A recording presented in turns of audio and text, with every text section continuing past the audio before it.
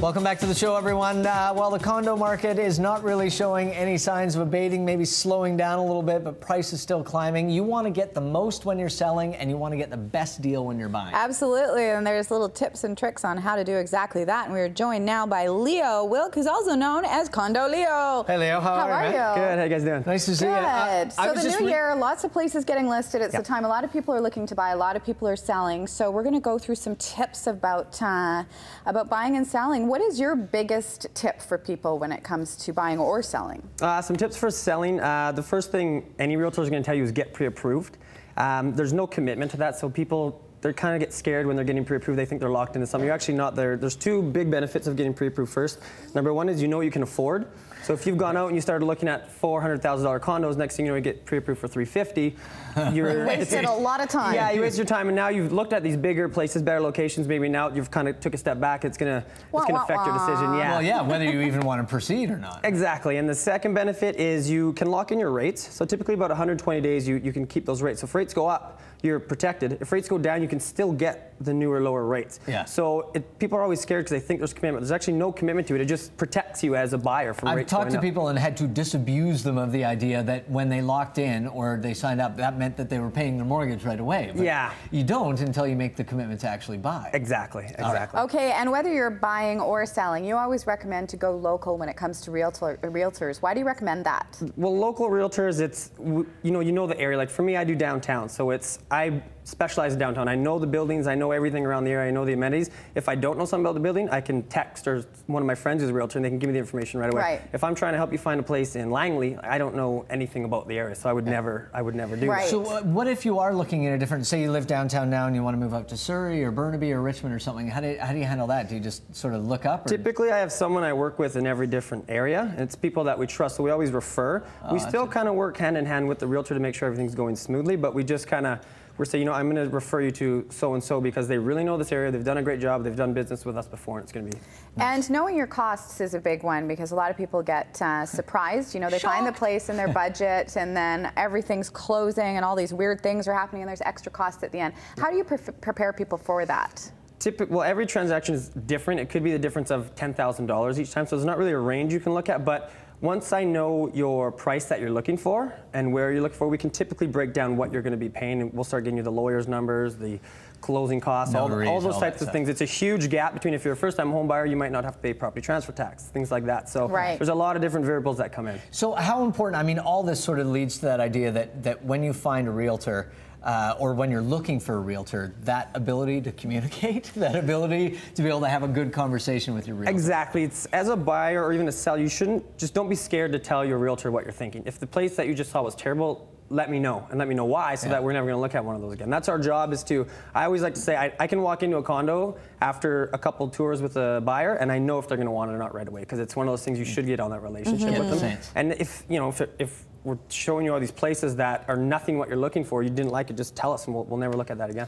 And of course, when you look on the MLS, you can see pictures of a lot of places. And anybody who's gone to look at an apartment or a home, sometimes it is just shocking what people, the state they leave their home in. And we've got some pictures that you freshly pulled off the MLS. Maybe you can tell us what we're looking at here, Leo. Our first picture is just a mess. So these are selling tips we're going to now, if you're selling. If you're selling, I mean, the actual condo itself looks in good shape. It's just they decided to take pictures before cleaning it up. Why would they not pick up their clothes? You know what the really scary thing is? This may be cleaned up. This might be as clean as they get. Typically in Vancouver, there is a lot of rented condos, so this is maybe a problem that they're faced with. But I mean, at the end of the day, you should have a professional cleaner come in at least when you list your condo the first time. Right. Because you're going to be busy for the first 2 weeks. People are going to come, you're going to have a couple open houses. At least get it professionally cleaned once so it doesn't, even look at those photos online. It's so funny that, you know, there's so much money at stake here. The fact that somebody wouldn't even bother to try and make it look good is shocking. Spend a couple of $100 to get a cleaner. And decluttering is a big one. And kitchens really are a huge part of what people look for in a home, whether it's a small home or a large one. And decluttering is really simple. Decluttering is the easiest thing you can do. It's the most cost-efficient one. Kitchens are actually the #1 influence on someone's purchase. Number one. I was going to ask how much of a difference it made with the kitchen. #1 is kitchen, #2 is bathroom. And there's easy tips to declutter and stage them, so to speak, without paying someone. You just obviously clean inside your oven, clean your fridge, organize your fridge, things like that. Buy matching towels, some fresh scented soaps, or little things like that. And even throughout the whole house, you can do that. Yeah, like, and just take everything off the counter so people can actually see what they're buying. Exactly. Get rid of things like even in the whole house. Get rid of your personal photos or used soap or toothbrushes. Just hide everything you can. Yeah.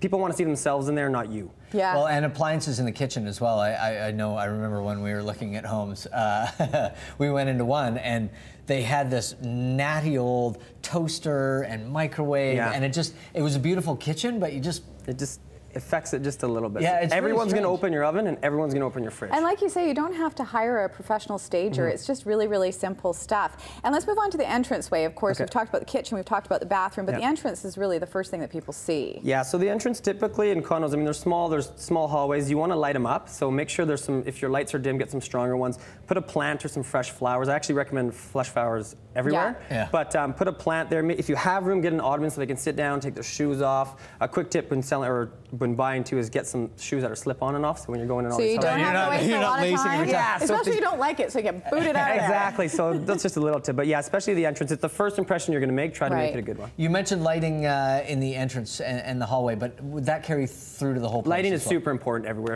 If you have dim lights in the bathroom, get some stronger ones in, maybe some candles, something like that. It's always, lighting is probably one of the main things people look at. Go to any show home, and you're just going to see lamps everywhere because they want to make it feel it's a first impression thing for a buyer too. If they walk in, they can't see it, they might just walk right back out. Yeah, exactly. They don't get deep. Okay, selling your rented condo. I mean, we looked at some photos that are likely probably rentals. Yes. But what advice do you have to people who are selling something that's rented? So the three main things I say when selling your rented condo is, for one, make it available to view.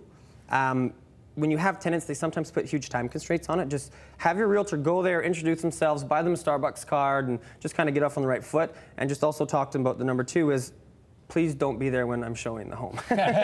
You can talk to any retailer. Like in Vancouver, there's tons of rented homes, obviously.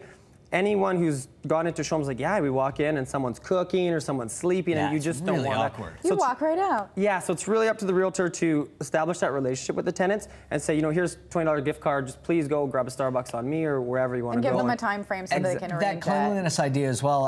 Is it a good idea to put that into a rental agreement when you're sort of initially renting your place out, with the view that when you come to sell, you're going to be able to get in there and have someone clean? You could put that in the rental agreement. Typically, what I've been taught is from a lot of realtors is get that in the agreement when you write the contract to list the home. So at least have the seller or the realtor, whoever wants to do it, pay for a cleaning. For a condo, it's going to be $100, $150, something like that. But it goes a long way, especially, again, for the first 2 weeks that you list it. You're going to have a lot of traffic in there. There's going to be probably a couple open houses on the first 2 weekends, so make it look as good as you can. And the tenants will appreciate it as well if you clean it. So and we touched on the photos, but you can get professionals in to do your photos for the listings as well, and it's not very expensive. It's not expensive at all. Typically, it's $100. If your realtor is not offering that service and they're doing the camera phone service, then I would talk to them about making that investment and getting some pictures done, because they go a long way and they'll drive a ton of traffic. Well, and we saw that one that was it's a really dark photo, and it just doesn't, you can see that it's a nice place, but it doesn't really...